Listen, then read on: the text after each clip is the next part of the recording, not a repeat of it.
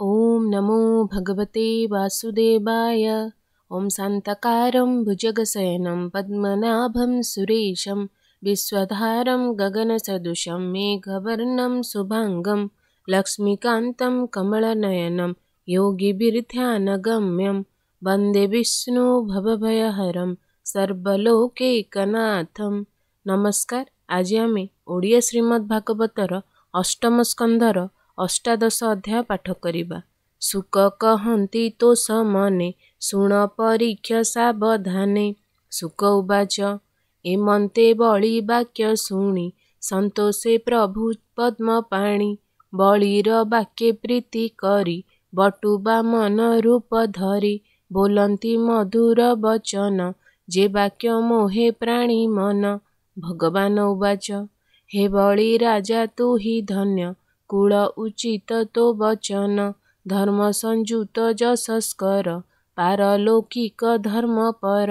जाहार वंशे पुरोहित भार्गव पद्मजोनि सुत। प्रह्लाद जार पितामह विष्णु भजने महाशय। एकुळे नाही बलहीन निसत्व कृपण जीवन।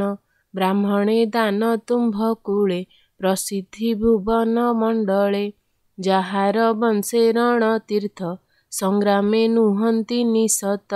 अतिथि आगमने सुखी दुःखजनक दुःखे दुःखी। निर्मल जस जार कुळे विख्यात भुवन मंडले। प्रह्लाद जात जेउ कुळे जेह्ने शशांक तारा मेळे। जे वंशे हिरणाक्ष वीर देवदानवे अगोचर। हिरणाक्ष जे गदा पाणी उदंडे भ्रमई धरणी। ताहार संगे गदा युद्धे केहि न मिळे रण मध्ये। यज्ञ बराह रूप हरि दंताग्रे धरणी उद्धरी। पाताळु आगमन काळे से वीर थिला महाजळे। अनेक माया युद्ध कला विष्णुर गदा घाते मला। तार महिमा चक्र पाणी आनंदे रुद्र आगे भणी। हर गौरींक अग्रते से विष्णु कहे तोष चित्ते। से हरि हिरणाक्ष मारी दंताग्रे धरणी उद्धरी। आत्मा वीर जयी मणि सकल सभा मध्ये भणी। ताहार बध शुणि रणे हिरण्यकशिपु तत्क्षणे। भातृमरणे क्रोध करी प्रचंड शूळ करे धरी। समन तुल्य कोप मने मिलिला विष्णुर भुवने। गोविंद तार आगमन देखिण तेजिले आसन। कृतांत प्राय शूळ तोळी धामई कोपे महाबळी।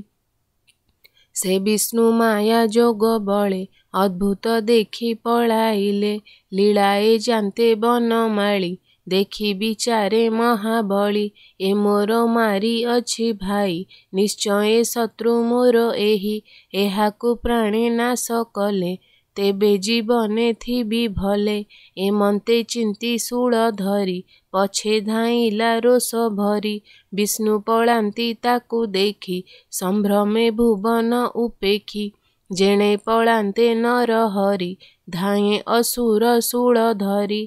से विष्णु करन्ति विचार स्वभावे अजय असुर। एहाकु माया मुन कले केमन्ते पुरे थिबि भले।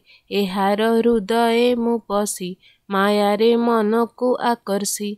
जेमन्ते मते ए न पाई विमुखे निज पुरे जाई। मोर विषय करी क्रोध काळे होइब प्राणे बध। हेमन्ते विष्णु विचारिले मायारे अंतर होइले। तार शरीर प्राण रंध्रे विष्णु पशिले जोग बंधे। विष्णु न देखि महाक्रोधे गर्जिला भयंकर नादे। आकाश दिग्गजे विवर पृथिवी स्वर्ग जे सागर। सर्वत्र अन्वेषण कला कृत्रापि हरि न पाइला। से वीर विचारई मने एत भाजिला भय छने। निश्चय वैकुंठकु गला एमंत बोली बाहुडिला। पथे चलन्ते मने भाबी बोलई अवश्य मारिबी। ସେ ମୋର ଭ୍ରାତୃହତ୍ୟାକାରୀ। ଏମନ୍ତେ ମନେ କ୍ରୋଧ ଭରି ଜୀବନ ଥିବା ପରିଜନ୍ତେ ବିଷ୍ଣୁ ନ ଭଜେ କୋପ ଚିତ୍ତେ ହରିର ତୁଲେ ବାଦ କଲା। ଅନ୍ତେ ସେ ବୈକୁଣ୍ଠକୁ ଗଲା ତାର ତନୟ ପ୍ରହଲ୍ଲାଦ ତୋ ପିତା ତାହାର ଦାୟଦ। ବିଷ୍ଣୁ ଭକତ ମହାଶୟ ଦେବ ଦାନବେ ସେ ଅଜୟ। ଦେବଙ୍କ କପଟ ଜାଣିଲା ବ୍ରାହ୍ମଣ ବୋଲି ଆୟୁ ଦେଲା। ତାହାର ବଂଶେ ତୁହି ଜାତ ସ୍ୱଭାବେ ଅଟୁ ଭାଗ୍ୟବନ୍ତ। ବ୍ରହ୍ମାଣ୍ଡେ ମହିମା ତୋହର ଏକୁଳେ ଅତି ଯଶସ୍କର। ତିନି ଭୁବନେ ତୁଜେ ରାଜା ସର୍ବେ କରନ୍ତି ପାଦ ପୂଜା। ଏଣୁ ତୋହର ହସ୍ତେ ତୁହି ନିବାସ ଅର୍ଥେ କିଛି ଭୂଇଁ।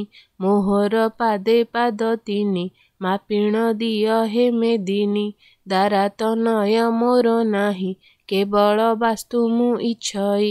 ଏ ଭୂମି ଦାନ ଦିଅ ମତେ ଯେମନ୍ତେ ରହିବି ନିଶ୍ଚିତେ। ତୁ ଅଟୁ ଜଗତ ଈଶ୍ୱର ଆନେ କି ପ୍ରୟୋଜନ ମୋର। କହନ୍ତି ବ୍ୟାସଙ୍କ ତନୁଜ ଶୁଣ ପରୀକ୍ଷ ମହାରାଜ। ବଳି ବାମନ ବାକ୍ୟ ଶୁଣି ହସି କହଇ ମନେ ଗୁଣି। ବଳି ଉବାଚ ଭୋ ବିପ୍ର ଶୁଣ ମୋ ଉତ୍ତର। ତୁ ଅଟୁ ବାଳକ ଶରୀର ବୃଦ୍ଧର ପ୍ରାୟେ କଥା କହୁ। ବିଚାରେ ବାଳକ ତୁ ନୋହୁ ସ୍ୱଭାବେ ବାଳ ବୃଦ୍ଧି ଘେନି। ତୁ ଜାଣୁ ଆତ୍ମା ଲାଭ ହାନି। ଅଜ୍ଞାନ ପ୍ରାୟେ ବହୁମତି ଏ ତୋର ବିପରୀତ ଗତି। ମୁହିଁ ତ୍ରିଲୋକେ ଏକ ରାଜା ସର୍ବେ କରନ୍ତି ପାଦ ପୂଜା। ତ୍ରିପାଦ ଭୂମି ମାଗୁ ମୋତେ ଏ ଦାନ ଦେବି ମୁଁ କେମନ୍ତେ। ଲୋକେ କରିବେ ଉପହାସ ଏ କଥା ନୋହଇ ବିଶ୍ୱାସ। ଯେ ବିପ୍ର ମୋର ଦାନ ନେବ ସେ କିମ୍ପା ଆନକୁ ମାଗିବ। ଏଣୁ ବହୁତ ବୃତ୍ତିକାରୀ ଭୋ ବିପ୍ର ମାଗ ବସୁନ୍ଧରୀ। ଏମନ୍ତ ବଳି ମୁଖୁ ଶୁଣି ବଟୁ ବାମନ କହେ ପୁଣି। ବାମନ ଉବାଚ ଶୁଣ ହୋ ବଳି ନୃପନାଥ ଅଜ୍ଞାନୀ ଜନଙ୍କର ମତ। ସମୁଦ୍ର ଆବରଣେ ମହି ଏତେ ସମ୍ପଦ ଯେବେ ପାଇ। ତେବେ ହେଁ ଆଶା ନ ପୂରଇ ଶୁଣ ନୃପତି ମନ ଦେଇ।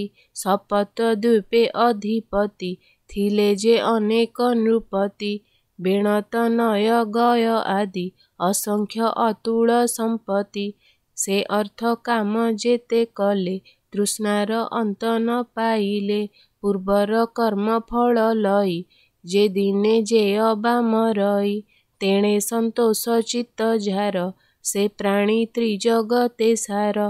ସନ୍ତୋଷେ ତେଜ ବଢ଼େ ଭଲେ ଘୃତେ ଅନଳ ଯେହ୍ନେ ଜଳେ। ଯେ ଅର୍ଥ କାମେ ଅସନ୍ତୋଷ ହେଳେ ତା ତେଜ ହୋଏ ନାଶ। ଉଭୟ ଲୋକେ ସୁଖ ନାହିଁ ସେ ପ୍ରାଣୀ ଥିବ ଅବା କାହିଁ। ଅର୍ଜନେ ଅସନ୍ତୋଷ ହେଲେ ଅତୁଷ୍ଟେ ପଡ଼ଇ ପାତାଳେ। ଅତୁଷ୍ଟି ଜଳ ବିନ୍ଦୁ ହୋଇ ଅଗ୍ନିର ତେଜ ସେ ଲିଭାଇ। ଏଣୁ ସମ୍ପଦେ କାର୍ଯ୍ୟ ନାହିଁ ତ୍ରିପାଦ ଭୂମି ଦିଅ ତୁହି।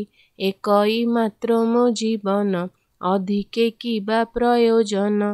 ଆନନ୍ଦେ କହେ ବ୍ୟାସସୁତ ଶୁଣ ହେ ନୃପ ପରୀକ୍ଷିତ। ଶୁକ ଉବାଚ ଏମନ୍ତେ ବିପ୍ର ଯହୁଁ ଭାସି ସେ ବାକ୍ୟ ଶୁଣି ବଳି ହସି। ବୋଲଇ କରି କୁଶ ପାଣି ତୋ ପାଦ ପ୍ରମାଣେ ଧରିଣି। ଦେବଇଁ ସତ୍ୟ ମୋ ବଚନ ଭୋ ବିପ୍ର ତୋଷ ଚିତ୍ତେ ଘେନ। ଶୁକ୍ର ଯେ ବଳି ପାଶେ ଥିଲା ଦାନର ନିର୍ଣ୍ଣୟ ଜାଣିଲା। କର ଅଞ୍ଜଳି ବ୍ୟଗ୍ରେ ଧରି ବଳି କି କହେ ଆଗ ସରି। ଶୁକ୍ର ଉବାଚ ଶୁଣ ହେ ବିରୋଚନ ସୁତ ତୋର ଦେଖଇଁ ବିପରୀତ। ପାତ୍ର ଅପାତ୍ର ତୁ ନ ଜାଣୁ ବିପ୍ରକୁ ଦାନେ ପରିମାଣୁ। ଦେଖ ଏ ପ୍ରଭୁ ଭଗବାନ କପଟେ ଶରୀର ବାମନ। ବିବୁଧ କୁଳ ରକ୍ଷା କାର୍ଯ୍ୟେ ଜନ୍ମିଲେ କଶ୍ୟପର ବୀର୍ଯ୍ୟେ। ଅଦିତି ଗର୍ଭେ ଜାତ ହୋଇ ଅଇଲେ ତୋର ମନ ମୋହି। ଅର୍ଥ ଅନର୍ଥ ତୁ ନ ଜାଣି ହସ୍ତେ ଧଇଲୁ କୁଶ ପାଣି। ଦିତିର ଗର୍ଭେ ଜାତ ହୋଇ ଏମନ୍ତ ଦେଖିଲା ତ ନାହିଁ ए विष्णु तोर जस सिरि माया बा मन रूपे हरि इंद्रकु देव बुद्धि बळे तू मूढ़ पशिबु पाताळे तिनि चरणे तिनि पुर संपद हरिब तोहर सर्वस्व विष्णु हस्ते देई तू मूढ़ विश्रामिबु काहि पादके अवनि पूरिब शरीर ब्रह्मांडे घोटिब द्वितीय पादे ऋषिकेश विक्रमी घेनिब आकाश तृतीय पाद काहू देबु निश्चय नरके पड़िबु संकल्प करी दान अर्थे पछे न द्यंती जे जुगते से काहीं थिबे ए संसारे पड़ंती अंधतम घोरे जे दाने वृत्ति जाए नाश कुल संपद धर्म जस से दान केबे हे न करी जस संपद परिहरी धर्म अर्थ जे जस काम आबर कुटुंब पोषण एथकु रखी दान कले आनंदे लभे प्राणी भले पूर्वे जे सिद्ध मुनि जेते से कहिछंती धर्मशास्त्रे ताहा कहिबा तो अग्रते राजन शुण एक चित्ते मन वचने सत्य करी ओंकार वाक्य जे उच्चारी देवी मु बोली सत्य करे के ताहा ज्ञान थाऊ हरे मिथ्या बोलीटी तार नाम जान हे असुर उत्तम ए देह वृक्ष मिथ्या मूल सत्य जे तार फूल फल वृक्षर नासे नाश जाती वृक्षर मूल थिले थांती संकल्प सत्य नाश जाते अंकुर नुहई विहिते अकार उकार मकारे शब्द उच्चार प्राण बरे जे ताहा अज्ञाने हरंती निज शरीर न धरंती रति संभोगे नारी संगे विवाहे कन्या वर जोगे भूत्यर्थे प्राणर संकटे गोरु ब्राह्मणंकर कष्टे मिथ्या कहिले जेबे तरे ए कथा के अबा न करे गुरु एमंत वाक्य कही बलिता वाक्य मन देई संशय रहिला ता चिते गुरु वचने धर्म मते बलिबा मन वाक्य बंधे जे मंते ए अष्टम स्कंधे सुजने शुण एक चिते हरिचरित भागवते श्रीहरिचरित ए भाव भाबिले संसारु तरिब बोलई विप्र जगन्नाथ भाषा प्रबंधे भागवत इति श्रीमद्भागवते महापुराणे पारमहंस संहितायां अष्टमस्कन्धे वामन प्रादुर्भावे अष्टादश अध्यायः। ओम नमो भगवते वासुदेवाय।